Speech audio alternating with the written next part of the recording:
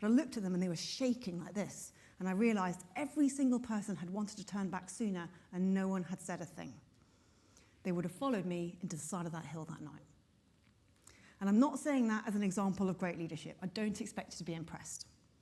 I'd obviously like you to be a little bit impressed, clearly.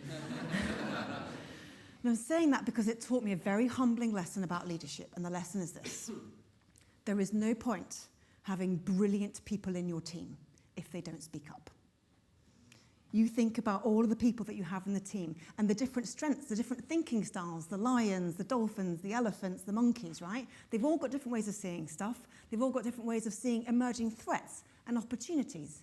And the only way we can harness that intellectual firepower is if they have a voice and they use it. And I thought we had that. Everybody in my crew knew they had the right of veto. And I kept asking them what they were thinking, but nobody said what they were really thinking. Why? I think to answer that question, let's take another look at what was going on that night. Do you remember the question I was asking my crew? What was the question? Are we okay to continue? Thank you. What do you notice about that question? You're leading with positive. Absolutely. And what do you think most people will say when you ask a question like that? Absolutely, because we're people pleasers, aren't we? And evidently, we'd rather die than tell you that your plan is crap, right?